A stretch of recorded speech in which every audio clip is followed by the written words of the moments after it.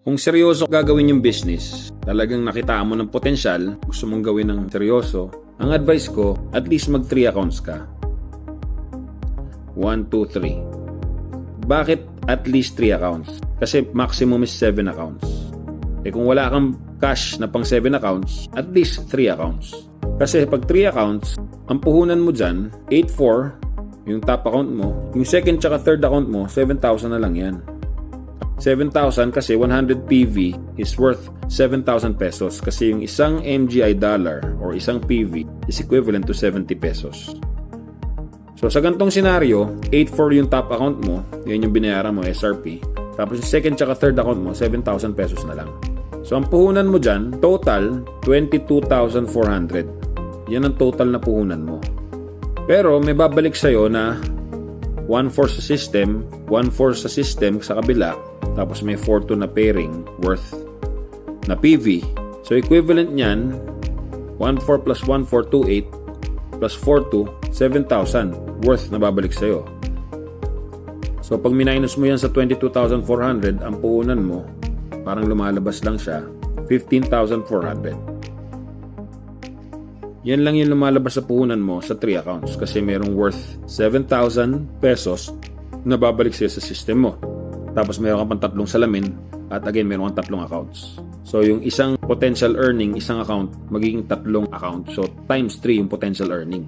Kasi 3 na yung account mo eh. Kumbaga sa negosyo, meron kang isang restaurant, mas malaki yung income pag 3 yung restaurant mo. Kasi kung hindi kikita yung isang restaurant mo, meron ka pang 2 restaurant na pwedeng kumita. So ganun din yung concept na ginagawa dito sa business na to.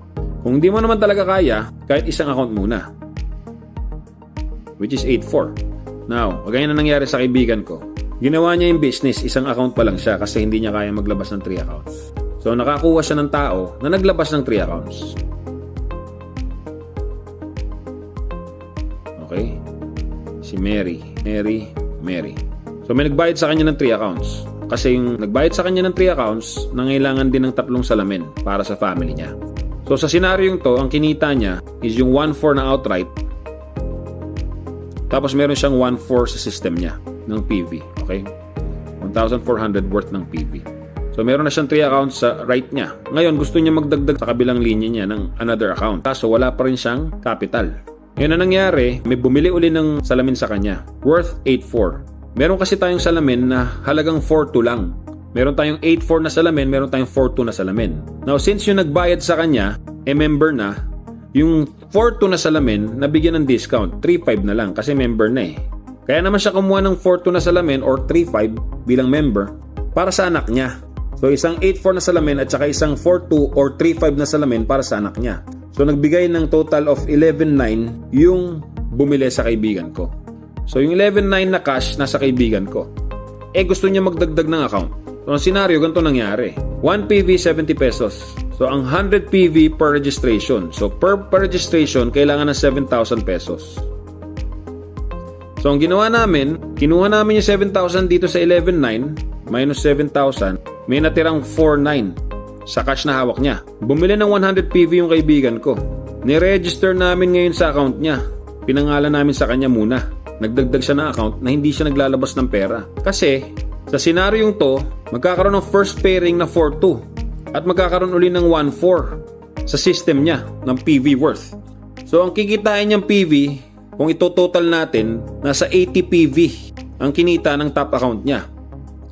So 20 PV na lang yung kailangan niya para makapag-register uli ng panibagong account. Ito yung account niya, meron siyang 80 PV, so kulang siya 20 PV.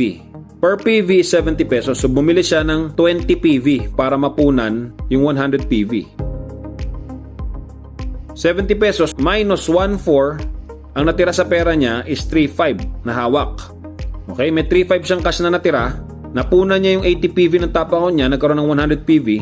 Na-i-register niya ngayon yung bumili sa kanya. Remember, bumili ng 8,400, bumili ng 3,500. So, nung na-i-register niya na, may sariling account na yung bumili sa kanya, which is itong account na to.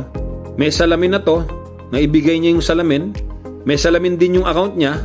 So, dalawang 4,200 na salamin to kasi ang total nun 8,400 eh. Basta worth 8,400 yung product na bibilin, okay na yun. So, dalawang salamin na 4,200, 8,400 total.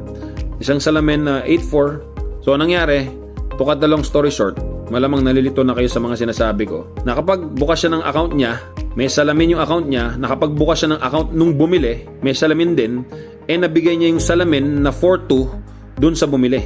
Tapos, meron pa siyang cash na 3.5 sa kanya na tong cash na to, meron pa siyang additional na eyewear or medical eyewear na worth 4.2 or 3.5 as member's price. Naibigay niya yung salamin nung bumili, naibigay niya yung salamin na extra na worth 3.5, meron pa sa sariling account, meron pa siyang extrang salamin, and meron pa siyang 3,500 na cash.